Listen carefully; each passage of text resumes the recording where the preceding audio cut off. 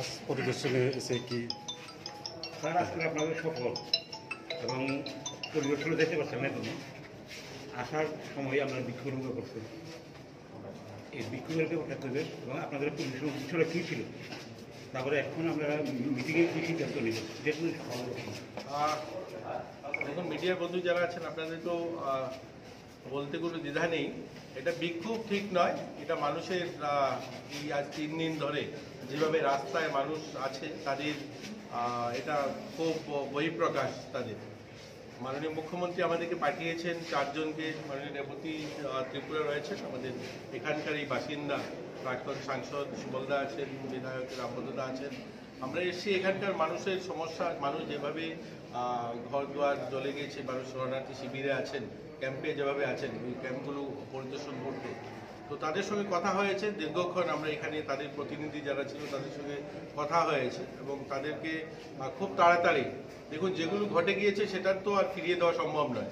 যে বাড়িতে গাভী জ্বলে গিয়েছে সেই গাভী তো আর ফিরিয়ে দেওয়া সম্ভব নয়, কিন্তু তারা যেন পুনরায় দাঁড়াতে পারে, পুনরায় তাদের বাড়িতে বসবাস শুরু করতে পারে, তার যা যা প্রয়োজনীয় ব্যবস্থা সরকার সেটা নেবে। মাননীয় মুখ্যমন্ত্রী নির্দেশ দিয়েছেন, কালকেও এখানকার জেলাশাসক এসছেন, দেখেছেন, রেভিনিউ ডিপার্টমেন্টের এরা অ্যাসেসমেন্ট করছেন।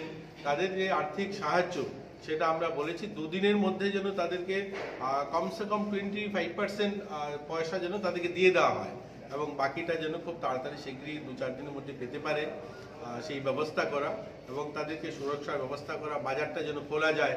এখানকার বিধায়িকা যিনি আছেন ওনার সঙ্গে কথা হয়েছে, নন্দিতাদির সঙ্গে কথা হয়েছে, তো সবাই মিলে সবাই প্রয়াস, এখানে পাহাড়ি বাঙালি আমরা সবাই যেভাবে দীর্ঘদিন ধরে আমরা আছি সেভাবে যেন পুনরায় আমরা বসবাস করতে পারি, পুনরায় বাজারটা শুরু হতে পারি, তার জন্য যা যা ব্যবস্থা করার সেই ব্যবস্থা নেওয়ার জন্যই আজকে মিটিংয়ে আলোচনা হয়েছে।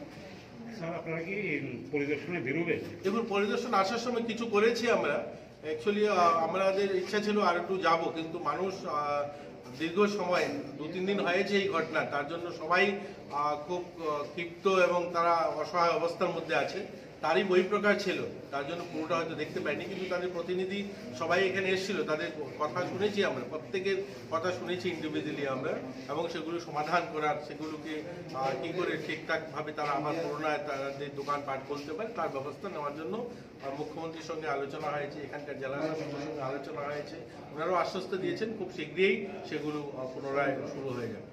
এই বর্তমান পরিস্থিতি যে সবাই যেন নিজেদেরকে ধৈর্য না হারিয়ে ফেলে, সবাই একটু সহনশীল হয় এবং আমরা পাহাড়ি বাঙালিরা দীর্ঘদিন ধরে যে গন্ডাছড়ার একটা সুনাম, গন্ডাছড়া শুধু গন্ডাছড়া নয়, গন্ডাছড়া ত্রিপুরার একটা ঐতিহ্য। এখানে এই ডম্বুল লেককে কেন্দ্র করে ত্রিপুরা সরকারের বিশাল বড় একটা লক্ষ্য যে এখানে টুরিস্টরা আসুক।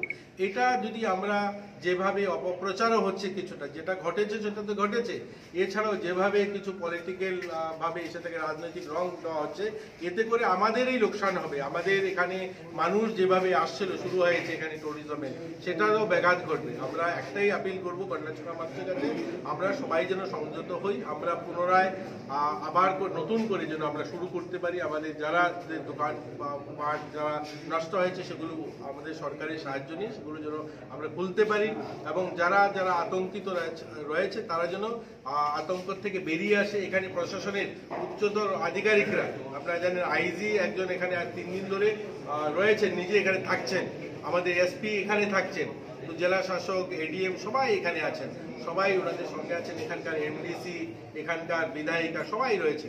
আমরা চাই তারা যেন আবার একটা সুন্দর পরিবেশে তারা বসবাস শুরু করতে পারে। Thank you.